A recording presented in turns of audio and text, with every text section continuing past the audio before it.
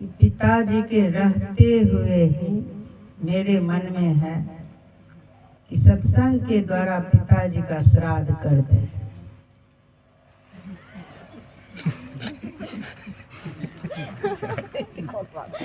खरा 7 दिन करा तो देखिए अभी जो हो रहा है, इन्हीं के प्रति जो श्रद्धा प्रेम है उसी का फल अभी प्रकट है। इन्हीं के प्रति प्रेम है, ऐसे संतान को उत्पन्न किए हैं जो बहुतों को जगा रहे हैं। यही तो असली श्रद्धा है, पिता के प्रति असली श्रद्धा, माता पिता के नाम रोशन करना, वो तो कर रहे हैं। इसीलिए यह बहुत बड़ा कार्य हो रहा है। जरूर इनके पिता का पुण्य है।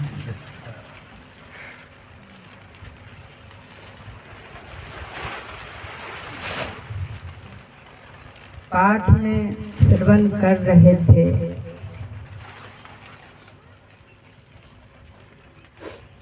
चल चित्ते वसै छत्ति, अस्थिर चित्ते वसै शिवः, अस्थिर चित्ते भवेत् देवी सदेहस्थो अपि सिद्ध्यति। चलायमान चित्त जो है वह शक्ति है। अस्थिर चित्त को अस्थिर कर लेने पर समझ लीजिए वो शिव को बस में कर लिए। जो ऐसा कर लेते हैं तो समझ लीजिए अस्थिर चित्त वाले जो होते हैं उन्हीं को सिद्धि मिलती है। वही सिद्ध पुरुष होते हैं। थोड़ा थोड़ा भी अपने मन को अस्थिर करने लग जाए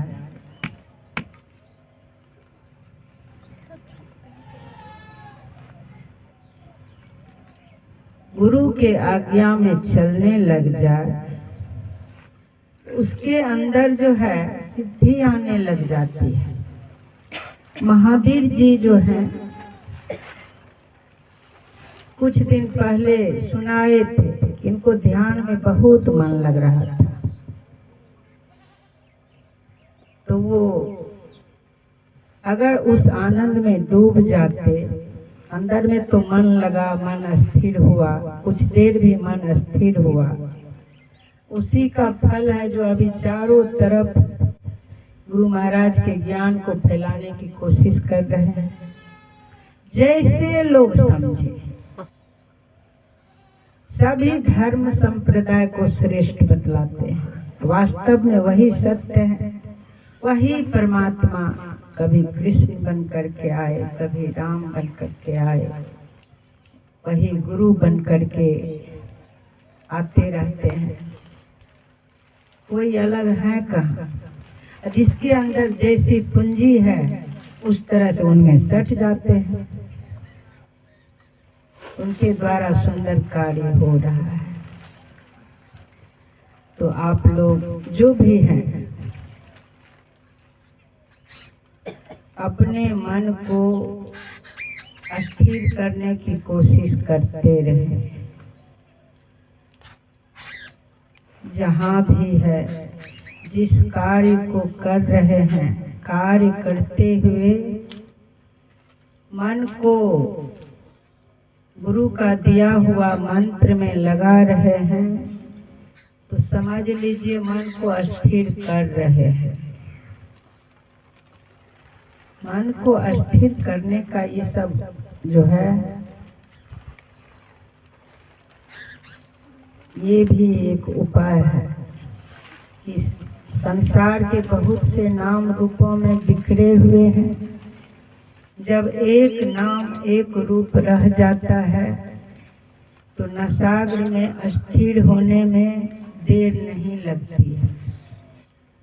इसीलिए मानस जाप, मानस ध्यान का बहुत महत्व है। एक नाम रूप रह जाए, इतना सिमटा हो जाए कि एक ही नाम रूप उसके लिए रह जाए।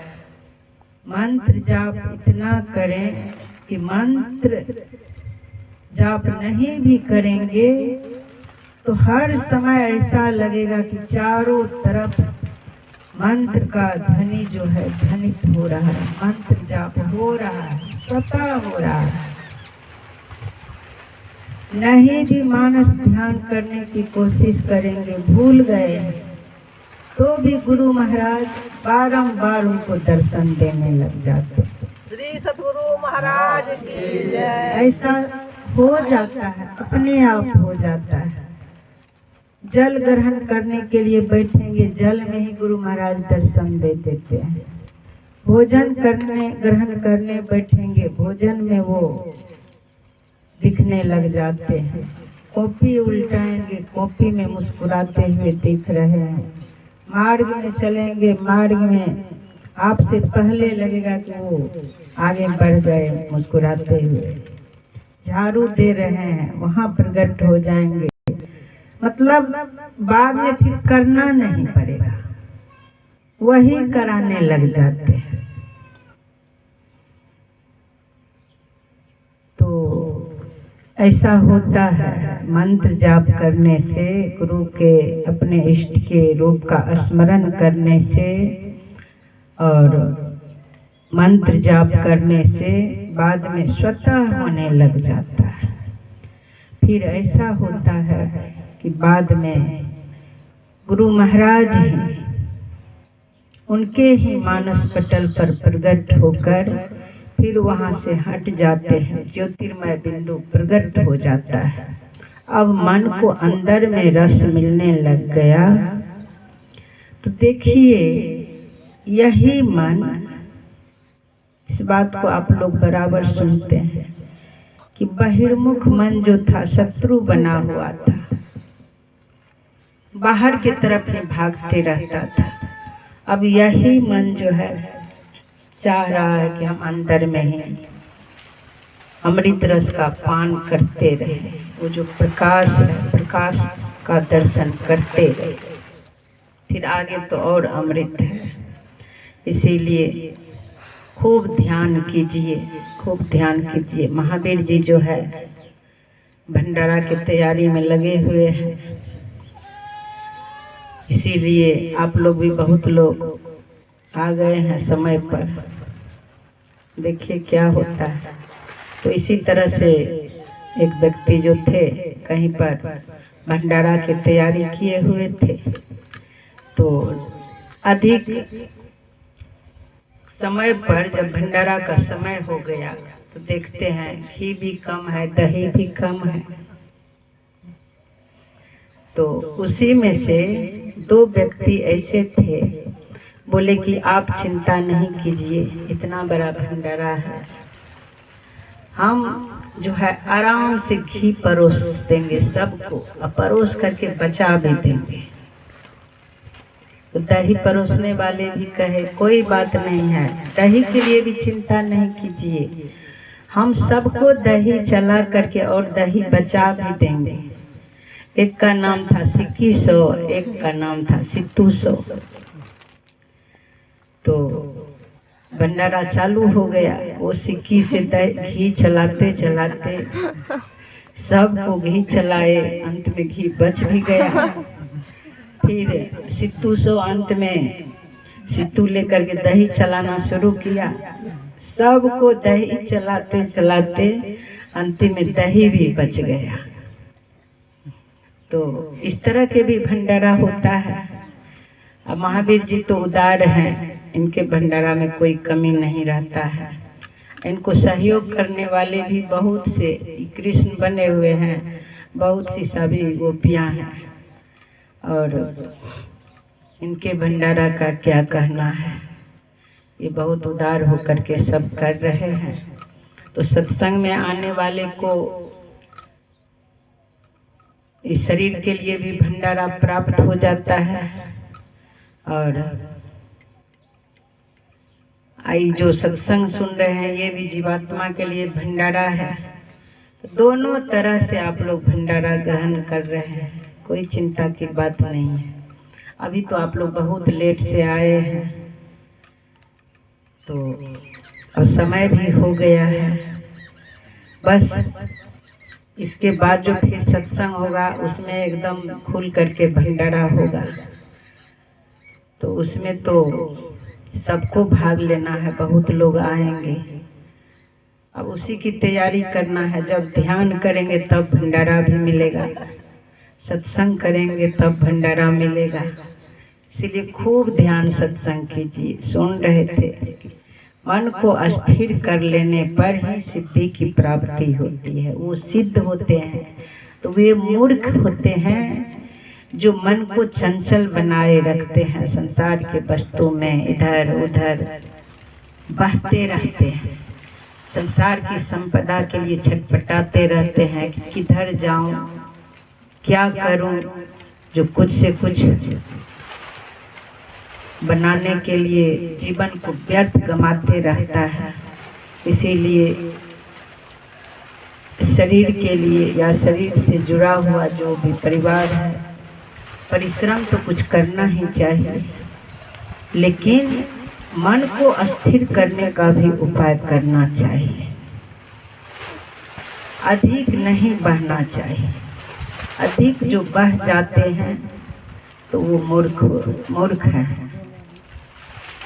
जब सुन रहे हैं कि मन को अस्थिर करने पर सिद्धि की प्राप्ति होती है, तो जहाँ मन को अस्थिर करेंगे तो शिव की शक्ति कहाँ जाएगी? शिव की शक्ति लक्ष्मी, सरस्वती, पार्वती है। उस परमात्मा की शक्ति जो है यही सब है। सारी देवियां उसकी व्यवस्था कर देंगे। आप उनके चरणों में मन को अस्थिर कर देंगे तो शक्ति कहाँ जाएगी?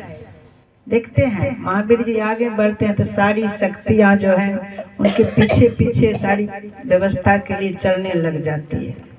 तो यही सब तो है, वो सब शक्ति जो है यही सब है। तो स्वतः होने लग जाता है, सारी व्यवस्था होने लग जाती है।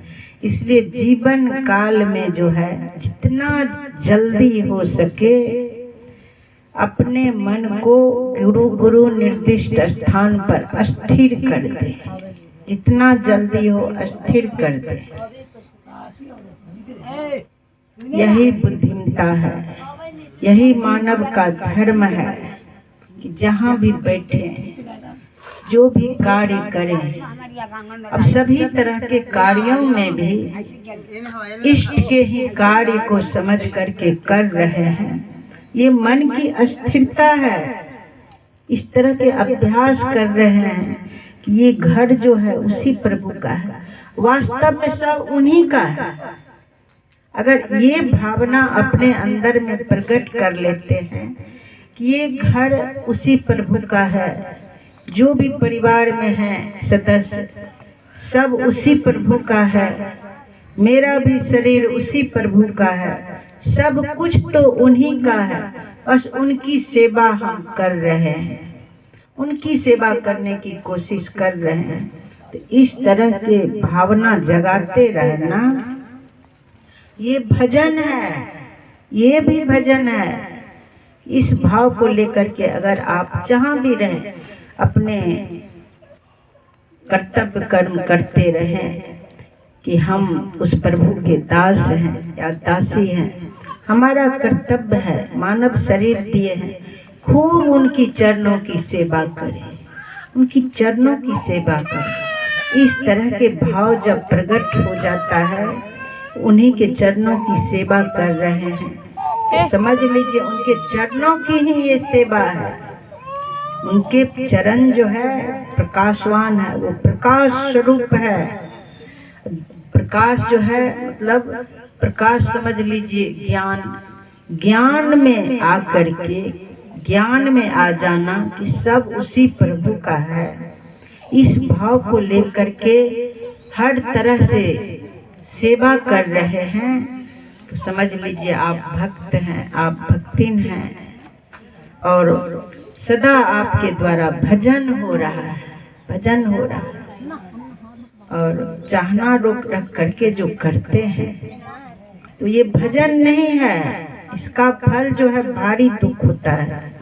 आगे चल करके यह कर्म जो है उसके लिए दुखदाई बन जाता है। वो एक गिलास जल के लिए, अन्न के लिए जो जीवन भर चाहना रख करके करता है तो तड़पता है। और चाहनाओं को छोड़ करके उस प्रभु के लिए जो सेवा होती है, समझ लीजिए वो प्रभु उनके लिए अनेकों रूप में प्रकट हो जाते हैं। हर तरह से उनकी सेवा करते हैं, हर तरह से उनकी सेवा करते हैं। ऐसे ऐसे भक्त सबके कहानी आप लोग सुने होंगे। इसीलिए खूब जो जहाँ रहिए सब कुछ उसी प्रभु का है। अपने तन की शुद्धि कर लीजिए, मन की शुद्धि कर लीजिए, धन की शुद्धि कर लीजिए। ऐसा अवसर मिला है, मौका मिला है, अभी मौका मिला है। हर तरह से इनको साथ दीजिए, इनके यज्ञ में कोई विघ्न नहीं पैदा कीजिए। जो साथ देते हैं उनको बहुत लाभ होता है। अब विघ्न डालने वाले को भारी पाप लगता है, भारी पाप लगता है। एक जगह छोटा सा कहानी कह करके समाप्त करूंगी। एक राजा साहब थे, खूब खिलाते पिलाते थे। खास करके दूर दूर से ब्राह्मणों सबको पता था, ब्राह्मण देव को, कि राजा साहब खूब खिलाते पिलाते हैं। झुंड बन बन करके आते थे। एक बार भंडारा दे रहे थे, बहुत से ब्राह्मण देवता सब पहुंचे हुए थे। तो बगीचा में भंडारा हो रहा था। ऊपर से चील जो होता है वो सर्प को पकड़ करके, विषैला सर्प को कहीं पकड़ लिया जंगल में। ऊपर से आकाश के मार्ग से उड़ते हुए जा रहा था। तो बार बार सर्प चाहता था कि इसको डस ले, तो उसी तरह से बार बार फन जोड़ता था, डसना चाहता था, लेकिन डस नहीं पाया था। चील में वो शक्ति थी जो आगे उड़ते हुए जा रहा था। संजोग से जहाँ भंडारा हो रहा था वहीं पर भोजन रखा हुआ था। उसी के सामने जब चील आया तो वहाँ भी सर्प डसना चाहा, तो जितना विष उसके मुख से निकला था तो उसी भोजन में गिर गया। तो जब भोजन में गिर गया तो भोजन विषैला बन गया। उसके बाद भोजन सब सारे ब्राह्मणों को भोजन कराए, राजा साहब करवाए। सारे ब्राह्मण भोजन करके सबका अंत हो गया, देहांत हो गया, सब मर गया। उसके बाद चारों तरफ ये बातें फैल गई कि राजा जो है, लोग जो आने लग गए हैं यहाँ भोजन करने के लिए, भंडारा ग्रहण करने के लिए, इसीलिए राजा साहब जो है अब मरवा रहा है, जहर खिला के मरवा रहा है। इस तरह की बातें फैल रही है, लेकिन कोई बोलते नहीं थे। उनके प्रेम को देख करके ये तो ऐसा नहीं करने वाले थे, लेकिन ऐसा कैसे कर दिए, बोल नहीं रहे थे कोई। लेकिन उतने ब्राह्मण जो मर गए तो वहाँ पाप प्रकट हो गया। अब पाप सोच रहा है कि इतना बड़ा यहाँ पर ऐसी हरकत हो गई है, इसमें राजा भी दोषी नहीं है, न वो चील दोषी है। चील का तो भोजन होता है सर्प, न सर्प दोषी है। सर्प तो जिसको पकड़ेगा तो वो डसेगा, वो भी दोषी नहीं है। वो तो काट रहा था तो विष गिर गया। तो आखिर दोषी कौन होगा? इतना बड़ा इस तरह से सारे ब्राह्मणों का हत्या हुआ है इस जगह, तो दोषी कौन होगा? पाप छटपट कर रहा था कि किसको लगूं, किसको लगूं, किसी को तो लगना है ना। इस तरह से घटना घट गया है तो किसी के अंदर तो पाप प्रवेश करना ही है, तो पाप छटपटा रहा है कि किसी को पाप लगना है। तो संजोग से कुछ दिन के बाद एक झुंड ब्राह्मण देव आ रहे हैं राजा के घर पूछते हुए, तो उसी में से एक महिला, माता में भी इस तरह की होती है, छटपट करती रहती है कि किसको निंदा सुनाओ, ये घटना घट गया है, जरा चारों तरफ छीट दूं और मेरी प्रशंसा होगी, मैं इस बात को खोल दी हूँ। छटपट करती रहती है।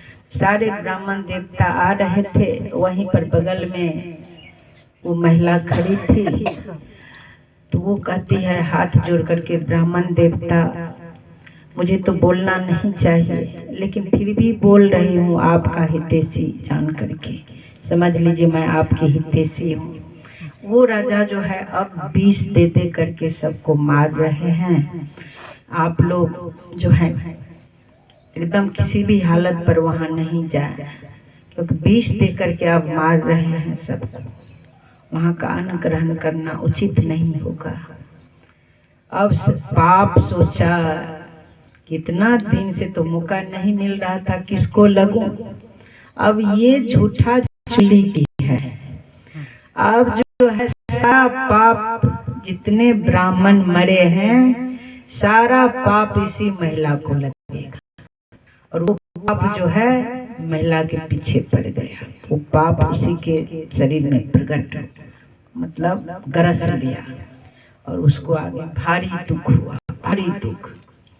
तो समझ लीजिए किसी तरह से निंदा शिकायत नहीं करना चाहिए, किसी तरह से कोई भी श्रेष्ठ यज्ञ करे तो उसमें बाधा नहीं पहुंचाना चाहिए। हर तरह से कहानी सुना करके साधु महात्मा लोगों को समझाते हैं। समझ लीजिए वो भगवान की सेवा है, ये भगवान की सेवा है, गुरु महाराज की सेवा है, और इस बात को आप लोग याद रखेंगे। घर परिवार के लोग भी जो साथ देते हैं, कोई भी यज्ञ करने के लिए आगे बढ़े हैं, तो ये ईश्वर करा रहे हैं। उस हार मानस के शरीर में वो बल नहीं है। अगर ईश्वर की शक्ति जो चेतन है वो निकल जाए तो क्या महावीर जी कुछ कर पाएंगे? शरीर का नाम महावीर जी है, वो कुछ कर पाएंगे? नहीं कर पाएंगे। उसके अंदर परमात्मा की शक्ति कार्य कर रही है, इसलिए और हर तरह से जो उनको साथ देते हैं, जहाँ कहीं कोई भी ऐसे ऐसे यज्ञ करे, क्योंकि इस यज्ञ में संसार का मिलावट नहीं होता है, संसार की चाहनाएं नहीं रहती है, प्रभु को प्रसन्न करना होता है। जो इस भावना को लेकर के इस यज्ञ को करते हैं तो संसार में भी हर तरह से उनके पास कोई कमी नहीं रह जाता है। संसार की भी सारी सुविधाएं उनके घर में प्रकट हो जाते हैं, हो ही गया है।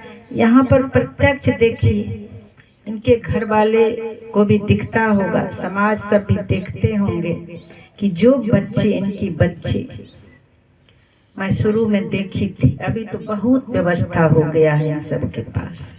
ऐसी स्थिति में लाए थे मुझे यहाँ, और उस समय देखी थी इनकी बच्ची को कि 3 बजे ब्रह्म मुहूर्त में ही उठ करके ध्यान कर ली। अभी के बच्ची सब में अगर ये गुण है तो समझ लीजिए महान है वो। ये गुण सारे बच्ची को होना चाहिए। तो महावीर जी सत्संग ले लिए थे, तो वो सवेरे उठ गई, चारों तरफ झाड़ूती, 3-4 बजे तक ध्यान करके मैं देखी, चारों तरफ झाड़ूती, सब घर में सोई हुई है, उसकी माँ, चाची वगैरह, चाचा, सब के सब सोए हुए हैं। अब वो छिप करके इतना शांति ढंग से, खटर खटर भी जो होता है बर्तन वगैरह, कोई आवाज नहीं। सेवा इस तरह से होना चाहिए, कोई आवाज नहीं, और शांति ढंग से सारा कार्य कर ली। समय पर जलपान कराई, समय पर भोजन, समय पर सब कुछ हो रहा था, बहुत प्रेम से। अभी देखिए वो बच्ची जो है, देख लीजिए आप लोग कि कम खर्च में और बहुत बड़ा घर में अवसर से विवाह हुआ, हवाई जहाज से जाती आती है, हर तरह से माता पिता को भी सहयोग करते हैं। जहाँ मैं रहती हूँ उस आश्रम में भी सहयोग कर रही है, दिल खोल करके सहयोग कर रही है। बताइए कि प्रभु की इनकी पूजा का फल कितना सुंदर होता है, इनके भजन का फल कितना सुंदर होता है कि साधु महात्मा आए उस तरह से सेवा में लग गए, वो ध्यान करती थी। तो यहाँ भी बच्ची सब हैं, आप लोग भी इस बात को याद रखेंगे, माता पिता को साथ देना, ऐसे ऐसे यज्ञ में सेवा में भाग लेना, माता पिता गुरु की सेवा करना, ये सब आप लोगों का धर्म बनता है। जितना सुने हैं इस बात को आप लोग याद रखेंगे, अपने आचरण में उतारने की कोशिश करेंगे। यहीं पर वाणी को विराम देती हूँ। श्री सद्गुरु महाराज की जय।